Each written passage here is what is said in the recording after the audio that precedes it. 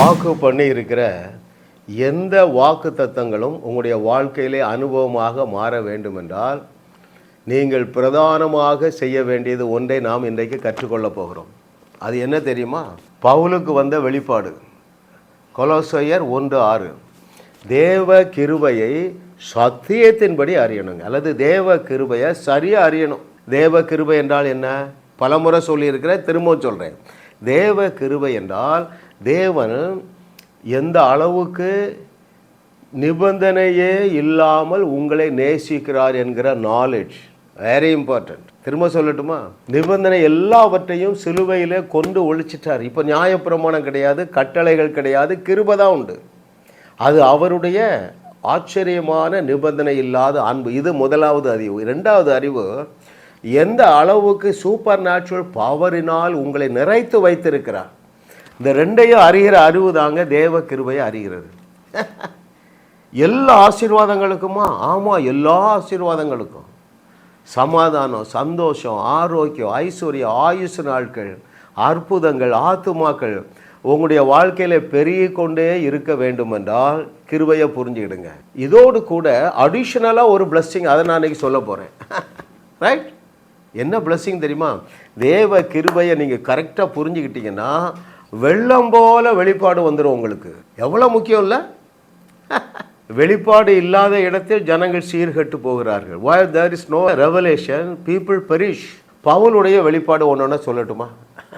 ஒவ்வொரு புஸ்தகத்திலையும் ஒரு 10 வெளிப்பாடு எடுக்கலாம். ரோமரில் என்ன சொல்கிறார் தெரியுமா? விசுவாசத்தினாலே நாம் எப்படி மறுபடி பிறந்தோமோ அதே போல் அன்றைக்கு விசுவாசத்தினாலே நாம் நீதிமான்கள் ஆக்கப்பட்டு இருக்கிறோம். ரோமர் 5:1, ரோமர் 8:30. ரோமருக்கு அடுத்த என்ன புஸ்தகம்? கொரிந்தியர். கொரிந்தியரில் அவருக்கு என்ன வெளிப்பாடு?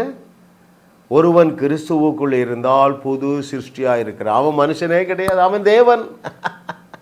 ரைட்? எபேசியரில் என்ன வெளிப்பாடு? உங்களுக்கும் உங்கள் தகப்பனாகிய தேவனுக்கு சண்டையை மூட்டிட்டு இருந்த நியாய பிரமாண கட்டளைகளை கொண்டு ஒழித்து குழி தோண்டி புதைத்து விட்டார். எபேசியர் 2:14, 15, 16. அப்படியே வாங்கலாம். கொலோசையருக்கு வாங்க.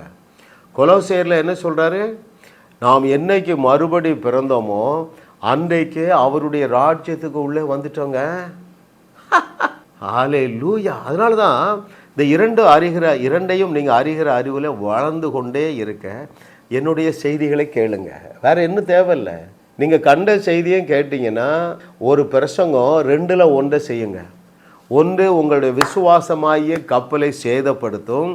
என்னை போன்ற நபர்களுடைய, அதாவது தேவ கிருபையை சத்தியத்தின்படி அறிந்து போதிக்கிறவருடைய பிரசங்கத்தை கேட்டால் உங்கள் கப்பல் ஸ்ட்ராங்காகிடும். விசுவாசமாகிய கப்பல் ஸ்ட்ராங்காகிடும்.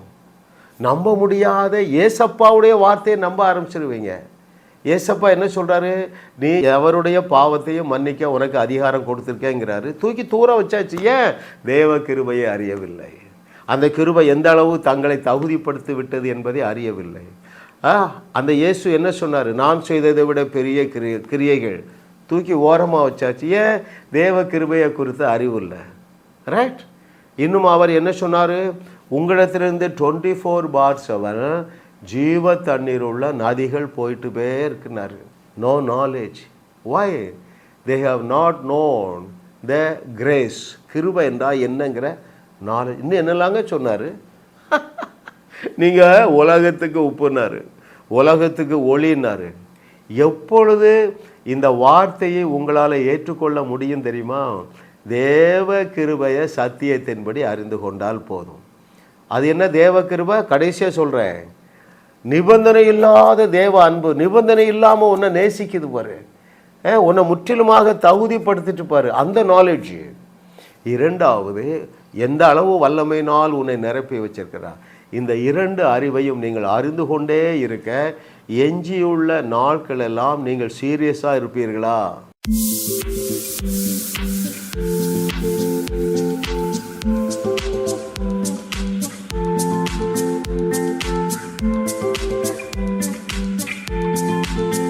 ஜாஸ் மினிஸ்ட்ரீஸ் யூடியூப் சேனலில் தொடர்ந்து செய்திகளை கேளுங்கள், சப்ஸ்கிரைப் செய்யுங்கள், வீடியோக்களை லைக் செய்து பலரோடும் பகிர்ந்து கொள்ளுங்கள்.